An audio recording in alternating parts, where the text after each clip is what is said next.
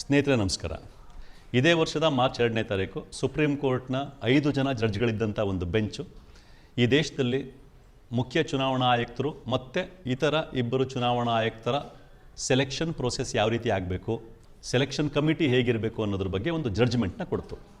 ಆದರೆ ಇದೇ ಆಗಸ್ಟ್ 10ನೇ ತಾರೀಕು ಕೇಂದ್ರ ಸರ್ಕಾರ ರಾಜ್ಯಸಭೆ ಒಳಗಡೆ ಸುಪ್ರೀಂ ಕೋರ್ಟ್ನ ಜಡ್ಜ್ಮೆಂಟ್ಗೆ ವಿರುದ್ಧವಾದ ಅಂಶಗಳಿರ್ತಕ್ಕಂಥ ಬಿಲ್ಲನ್ನು ಇಂಟ್ರೊಡ್ಯೂಸ್ ಮಾಡ್ತು. ಇದೇ ವಿಷಯಕ್ಕೆ ಸಂಬಂಧಪಟ್ಟಂಗೆ ಅರುಣ್ ಗೋಯಲ್ ಇವರು ಎಲೆಕ್ಷನ್ ಕಮಿಷನರ್ ಆಗಿ ಆಯ್ಕೆಯಾಗಿದ್ದು 2022ರಲ್ಲಿ. ಇವರ ಕಂಪ್ಲೀಟ್ ಆಯ್ಕೆ ಪ್ರಕ್ರಿಯೆ ಕೇವಲ 24 ಗಂಟೆಗಳಲ್ಲಿ ಮುಗಿದು ಹೋಗಿದ್ದನ್ನು ಸುಪ್ರೀಂ ಕೋರ್ಟು ತನ್ನ ಒಂದು ವಿಚಾರಣೆ ಪ್ರಕ್ರಿಯೆಯಲ್ಲಿ ಅಬ್ಸರ್ವ್ ಮಾಡಿದೆ.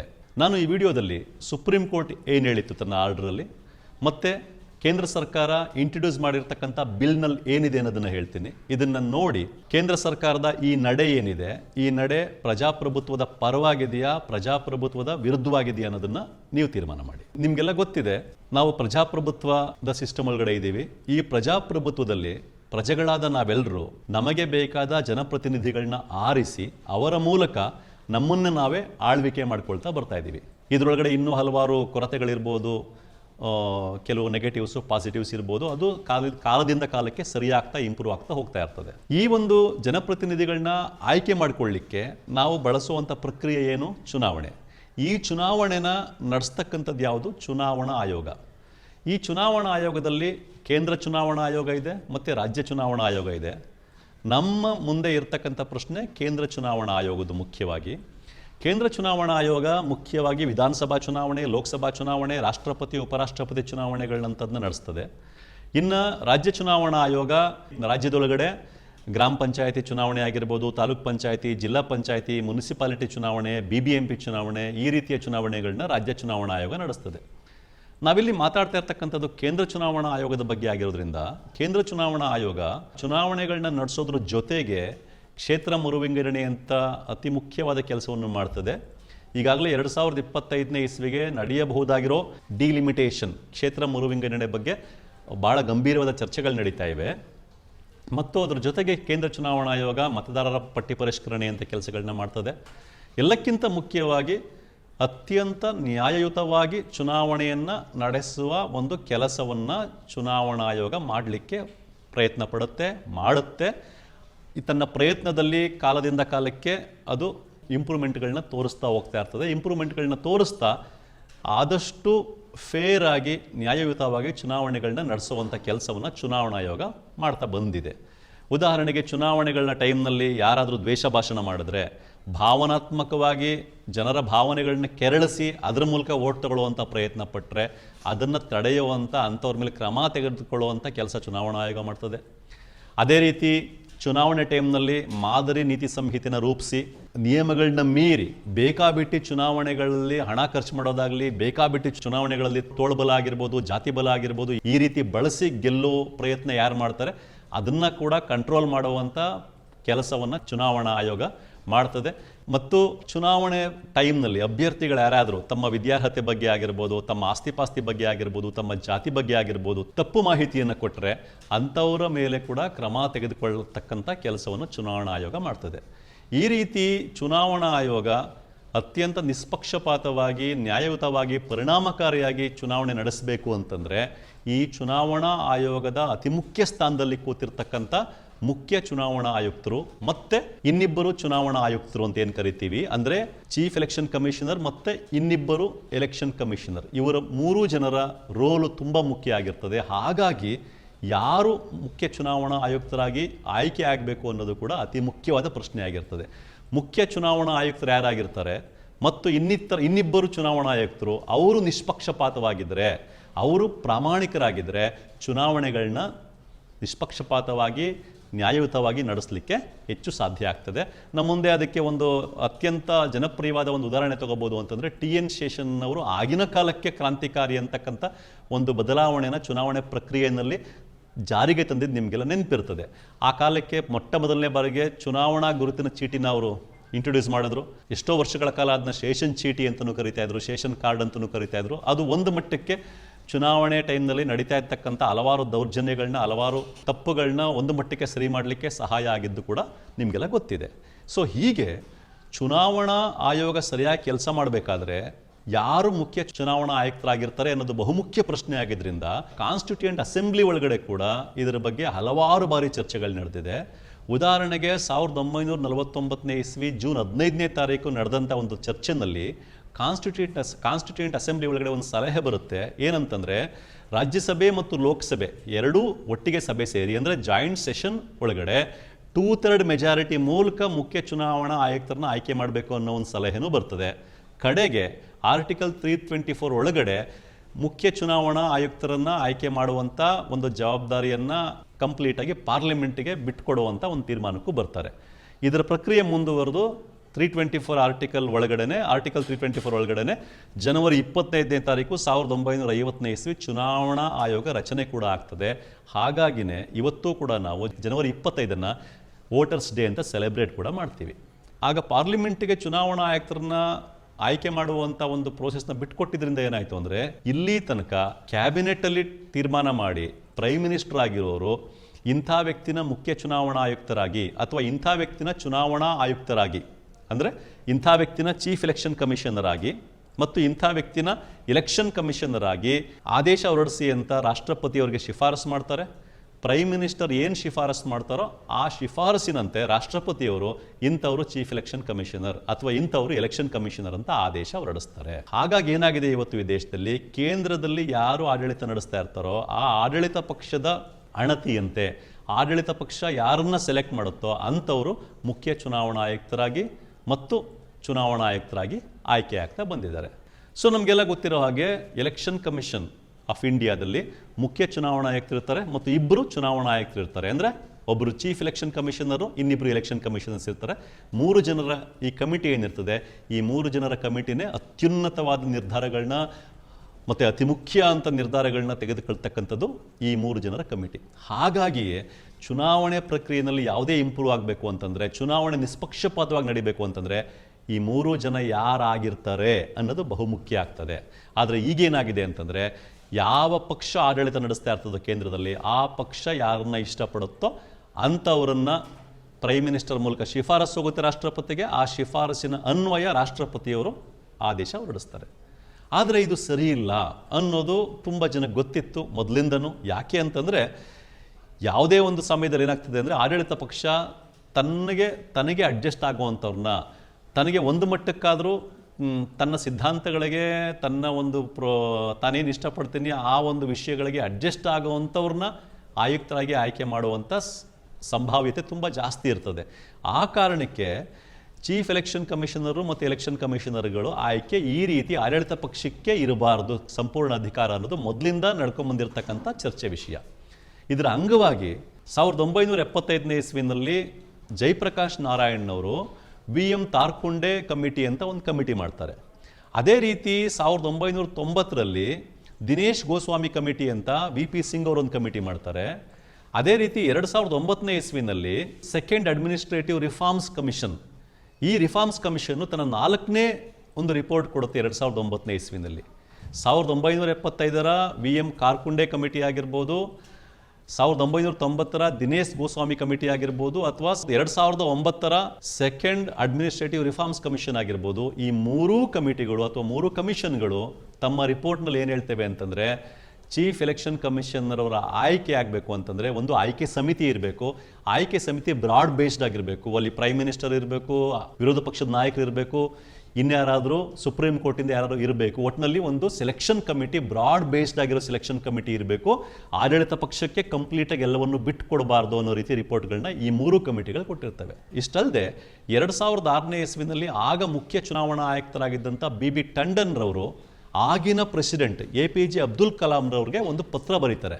ಏನಂತ ಪತ್ರ ಬರೀತಾರೆ ಅಂತಂದರೆ, ಇನ್ನು ಮುಂದಕ್ಕೆ ಚೀಫ್ ಎಲೆಕ್ಷನ್ ಕಮಿಷನರ್ ಅವರ ಆಯ್ಕೆ ಮಾಡಬೇಕು ಅಂತಂದರೆ ಮತ್ತು ಉಳಿದ 2 ಎಲೆಕ್ಷನ್ ಕಮಿಷನರ್ಗಳ ಆಯ್ಕೆ ಮಾಡಬೇಕು ಅಂತಂದರೆ ಆ ಆಯ್ಕೆ ಸಮಿತಿಯಲ್ಲಿ 7 ಜನ ಇರಬೇಕು.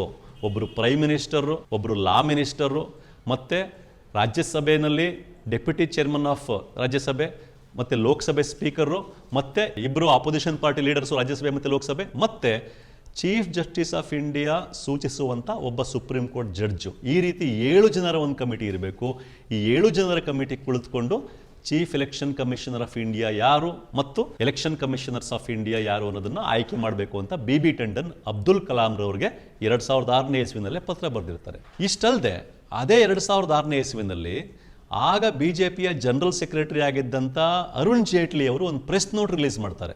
ಆ ಪ್ರೆಸ್ ನೋಟಲ್ಲಿ ಅವ್ರು ಏನು ಹೇಳ್ತಾರೆ ಅಂತಂದರೆ, monitoring of election commission by the government or by any representative of the government will be destructive to the independence of election commission ಅಂತ ಪ್ರೆಸ್ ನೋಟ್ ರಿಲೀಸ್ ಮಾಡ್ತಾರೆ. ಅಂದರೆ ಆಡಳಿತ ನಡೆಸ್ತಾ ಇರ್ತಕ್ಕಂಥ ಸರ್ಕಾರ ಚೀಫ್ ಎಲೆಕ್ಷನ್ ಕಮಿಷನ್ ಅಥವಾ ಎಲೆಕ್ಷನ್ ಕಮಿಷನನ್ನು ಮಾನಿಟರ್ ಮಾಡಕ್ಕೆ ಹೋದರೆ, ಅಂದರೆ ತಾನೇ ಆಯ್ಕೆ ಮಾಡೋದ್ರ ಮೂಲಕ ಮಾನಿಟರ್ ಮಾಡಕ್ಕೆ ಹೋದರೆ ಅದು ಎಲೆಕ್ಷನ್ ಕಮಿಷನ್ ಇಂಡಿಪೆಂಡೆನ್ಸ್ಗೆನೆ, ಅಂದರೆ ಎಲೆಕ್ಷನ್ ಕಮಿಷನ್ಗೊಂದು ಸ್ವಾಯತ್ತತೆ ಇರಬೇಕಲ್ಲ, ತಾನು ಸ್ವತಂತ್ರವಾಗಿ ಕೆಲಸ ಮಾಡಬೇಕಲ್ಲ ಎಲೆಕ್ಷನ್ ಕಮಿಷನ್ನು ಸರಿಯಾಗಿ ಕೆಲಸ ಮಾಡಬೇಕು ಅಂತಂದರೆ ಆ ಸ್ವಾಯತ್ತತೆಗೆ ಅದು ಹೊಡೆತ ಕೊಡುತ್ತೆ ಅನ್ನೋ ಒಂದು ಸ್ಟೇಟ್ಮೆಂಟ್ ಅರುಣ್ ಜೇಟ್ಲಿ ಕೊಡ್ತಾರೆ. ಇಷ್ಟಲ್ಲದೆ 2012ನೇ ಇಸ್ವಿನಲ್ಲಿ LK ಅಡ್ವಾಣಿಯವರು ಒಂದು ಸ್ಟೇಟ್ಮೆಂಟ್ ಕೊಡ್ತಾರೆ. ಅವರು ಹೇಳ್ತಾರೆ, ಚೀಫ್ ಎಲೆಕ್ಷನ್ ಕಮಿಷನರು ಮತ್ತು ಇತರ ಎಲೆಕ್ಷನ್ ಕಮಿಷನರ್ಗಳನ್ನ ಆಯ್ಕೆ ಮಾಡಬೇಕಂತಂದರೆ ಆ ಒಂದು ಆಯ್ಕೆ ಸಮಿತಿ ಇರಬೇಕು, ಆಡಳಿತ ಪಕ್ಷನೇ ಆಯ್ಕೆ ಮಾಡಬಾರ್ದು. ಆಯ್ಕೆ ಸಮಿತಿಯಲ್ಲಿ ಪ್ರೈಮ್ ಮಿನಿಸ್ಟರ್ ಇರಬೇಕು, ಆಪೋಸಿಷನ್ ಪಾರ್ಟಿ ಲೀಡರ್ಗಳಿರಬೇಕು, ಲೋಕಸಭಾ ಸ್ಪೀಕರ್ ಇರಬೇಕು ಮತ್ತು ಚೀಫ್ ಜಸ್ಟಿಸ್ ಆಫ್ ಇಂಡಿಯಾ ಇರಬೇಕು ಅನ್ನುವಂಥ ಒಂದು ಸ್ಟೇಟ್ಮೆಂಟ್ನ ಅಡ್ವಾಣಿ ಕೊಡ್ತಾರೆ. ಈ ರೀತಿ ಇಲ್ಲದೆ ಆಡಳಿತ ಪಕ್ಷನೇ ಚುನಾವಣಾ ಆಯುಕ್ತರನ್ನ ಆಯ್ಕೆ ಮಾಡ್ತಾ ಹೋದರೆ ಚುನಾವಣಾ ಆಯೋಗದ ಮೇಲೆ ಜನರಿಗೆ ವಿಶ್ವಾಸ ಇರಲ್ಲ ಅನ್ನೋವಂಥ ಒಂದು ಸ್ಟೇಟ್ಮೆಂಟ್ನ ಯಾರು ಕೊಡ್ತಾರೆ?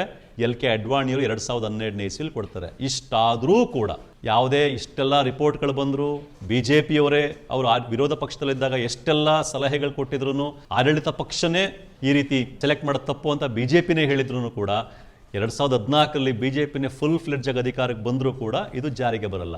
ಕಡೆಗೆ 2015ನೇ ಇಸ್ವಿನಲ್ಲಿ ಅರುಣ್ ಬರನ್ವಾಲ್ ಅನ್ನೋರು ಸುಪ್ರೀಂ ಕೋರ್ಟಲ್ಲಿ ಒಂದು PIL ಆಗ್ತಾರೆ ಈ ವಿಷಯಕ್ಕೆ ಸಂಬಂಧಪಟ್ಟಂಗೆ. ಇದಕ್ಕೆ ಸಂಬಂಧಪಟ್ಟಂಗೆ ಸುಪ್ರೀಂ ಕೋರ್ಟಲ್ಲಿ ವಿಚಾರಣೆ ನಡೆದು ಈಗ ಮೊನ್ನೆ ಮಾರ್ಚ್ 2ನೇ ತಾರೀಕು 2023ನೇ ಇಸ್ವಿನಲ್ಲಿ ಸುಪ್ರೀಂ ಕೋರ್ಟಿನ 5 ಜನ ಜಡ್ಜ್ಗಳಿದ್ದಂಥ ಒಂದು ಕಾನ್ಸ್ಟಿಟ್ಯೂಷನ್ ಬೆಂಚ್ ಒಂದು ತೀರ್ಮಾನ ಕೊಡುತ್ತೆ, ಒಂದು ಜಡ್ಜ್ಮೆಂಟ್ ಕೊಡುತ್ತೆ. ಏನು ಹೇಳುತ್ತೆ ಅಂತಂದರೆ, ಇನ್ನು ಮುಂದೆ ಚುನಾವಣಾ ಆಯುಕ್ತರನ್ನು ಆಯ್ಕೆ ಮಾಡಬೇಕು ಅಂತಂದರೆ ಆಯ್ಕೆ ಸಮಿತಿ ಒಳಗಡೆ ಪ್ರೈಮ್ ಮಿನಿಸ್ಟರ್ ಇರಬೇಕು. Prime minister will be the chairman. Prime minister ಜೊತೆಗೆ ಆಪೋಸಿಷನ್ ಪಾರ್ಟಿ ಲೀಡರ್ ಇರಬೇಕು, ಲೀಡರ್ ಆಫ್ ಆಪೋಸಿಷನ್ ಪಾರ್ಟಿ ಇರಬೇಕು. ಅಕಸ್ಮಾತ್ ಆಪೋಸಿಷನ್ ಪಾರ್ಟಿ ಲೀಡರ್ ಅಫಿಷಿಯಲ್ ಆಗಿ ಇರಲಿಲ್ಲ ಅಂತಂದರೆ leader of the largest opposition ಪಾರ್ಟಿಯಿಂದ ಲೋಕಸಭಾ ಇರಬೇಕು ಮತ್ತು ಚೀಫ್ ಜಸ್ಟಿಸ್ ಆಫ್ ಇಂಡಿಯಾ ಇರಬೇಕು. ಇಂಥ ಒಂದು ಕಮಿಟಿ ಮಾಡಿ ಈ ಕಮಿಟಿ ಮೂಲಕ ಚುನಾವಣಾ ಆಯುಕ್ತರನ್ನ ಸೆಲೆಕ್ಟ್ ಮಾಡಬೇಕು ಅಂತ ಜಡ್ಜ್ಮೆಂಟ್ ಕೊಡುತ್ತೆ. ಯಾರ್ಯಾರು ಇರಬೇಕು ಅಂತ ಹೇಳ್ತಾರೆ supreme court? Prime minister, leader of opposition ಇಲ್ಲ ಅಂತಂದರೆ ಅಧಿಕೃತವಾಗಿ leader of the largest opposition party ಮತ್ತು ಚೀಫ್ ಜಸ್ಟಿಸ್ ಆಫ್ ಇಂಡಿಯಾ ಇರಬೇಕು ಅಂತ ತೀರ್ಮಾನ ಕೊಡುತ್ತೆ ಸುಪ್ರೀಂ ಕೋರ್ಟು. ಈ ತೀರ್ಮಾನ ಇಷ್ಟೂ ವರ್ಷ ನಡ್ಕೊಂಬಂದಂಥ ಚರ್ಚೆಗಳಾಗಿರ್ಬೋದು, ಹಲವಾರು ಕಮಿಟಿಗಳು ಕೊಟ್ಟಂಥ ರಿಪೋರ್ಟ್ಗಳಾಗಿರ್ಬೋದು, ಜೊತೆಗೆ BJP ಅರುಣ್ ಜೇಟ್ಲಿ ಆಗಿರ್ಬೋದು, ಅಡ್ವಾಣಿ ಆಗಿರ್ಬೋದು, ಇತರ ಹಲವಾರು ಹೇಳಿರ್ತಕ್ಕಂಥ ಹೇಳಿಕೆಗಳಾಗಿರ್ಬೋದು, ಇದೆಲ್ಲದಕ್ಕೂ ಪೂರಕವಾಗಿಯೇ ಇತ್ತು. ಮತ್ತು ಈ ರೀತಿ chief justice of India, leader of opposition ಮತ್ತು ಪ್ರೈಮ್ ಮಿನಿಸ್ಟರ್ ಇದ್ದಂಥ ಕಮಿಟಿ ಇದ್ದಾಗ ಆದಷ್ಟು ನೈತಿಕವಾಗಿ ಸರಿ ಇರ್ತಕ್ಕಂಥ, ಪ್ರಾಮಾಣಿಕವಾಗಿರ್ತಕ್ಕಂಥ, ದಕ್ಷತೆಯಿಂದ ಕೆಲಸ ಮಾಡಬಲ್ಲಂಥ ಚುನಾವಣಾ ಆಯುಕ್ತರನ್ನ ಆಯ್ಕೆ ಮಾಡಲಿಕ್ಕೆ ಸಾಧ್ಯ.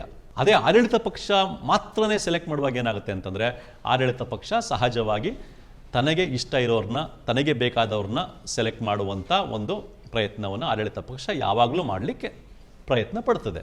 ನಮ್ಗೆ ಈಗಾಗಲೇ ಗೊತ್ತಿದೆ, ಯಾವುದೇ ಪಕ್ಷ ಆಡಳಿತದಲ್ಲಿರಲಿ CBI ಮತ್ತು EDನ ಆಡಳಿತದಲ್ಲಿರ್ತಕ್ಕಂಥ ಪಕ್ಷಗಳು ಹೇಗೆ ಬಳಸ್ಕೊಳ್ತವೆ ಅಂತ ಗೊತ್ತಿದೆ. ಇದೇ ರೀತಿ ಆಡಳಿತ ಮಾಡ್ತಕ್ಕಂಥ ಪಕ್ಷಗಳು ಸಾಮಾನ್ಯವಾಗಿ ಯಾವುದೇ ಒಂದು ಇನ್ಸ್ಟಿಟ್ಯೂಷನ್ನು ತಮ್ಮ ಕಂಟ್ರೋಲಿಗೆ ತಗೊಳ್ಳಿಕ್ಕೆ ಟ್ರೈ ಮಾಡ್ತಾ ಇರ್ತವೆ. ಆ ಇನ್ಸ್ಟಿಟ್ಯೂಷನ್ಗಳು ತಮ್ಮ ವಿರುದ್ಧ ಏನು ಕೆಲಸ ಮಾಡಬಾರ್ದು, ಆಪೋಸಿಟ್ ಪಾರ್ಟಿಲಿರೋರ ವಿರುದ್ಧ ಹೆಚ್ಚು ಕೆಲಸ ಮಾಡಲಿ ಅನ್ನೋ ಒಂದು ಆಶಯವನ್ನು ಸಾಮಾನ್ಯವಾಗಿ ಆಡಳಿತ ಪಕ್ಷಗಳು ಹೊಂದಿರ್ತವೆ. ಕಡೆಯ 9 ವರ್ಷಗಳಲ್ಲಂತೂ CBI ಮತ್ತು ED ಹೇಗೆ ನಡ್ಕೊಳ್ತಾ ಇವೆ ಅಂತ ನೋಡಿದಾಗ ಗೊತ್ತಾಗ್ತದೆ. ಯಾಕೆ ಅಂತಂದರೆ CBI ಮತ್ತು ED ಕಡೆಯ 9 ವರ್ಷಗಳಲ್ಲಿ ಅತ್ಯಂತ ಹೆಚ್ಚು ಕೇಸ್ ಹಾಕಿರೋದು, ರೈಡ್ ಮಾಡಿರೋದೆಲ್ಲ ಆಪೋಸಿಟ್ ಪಾರ್ಟಿಲಿದ್ದವ್ರ ಮೇಲೆ. ಅಂಥ ಆಪೋಸಿಟ್ ಪಾರ್ಟಿಲಿದ್ದವರು BJPಗೆ ಜಾಯಿನ್ ಆದಾಗ ಅವ್ರ ಮೇಲಿನ ಕೇಸ್ಗಳನ್ನ ಹೇಗೆ ವೀಕ್ ಮಾಡಿದ್ದಾವೆ CBI ಮತ್ತು EDಗಳು, ಹೇಗೆ ಕೇಸ್ನ ಮುಂದಕ್ಕೆ ಪ್ರೊಸೀಡೇ ಮಾಡಿಲ್ಲ ಅನ್ನೋದು ಕೂಡ ನಮಗೆ ಗೊತ್ತಿದೆ.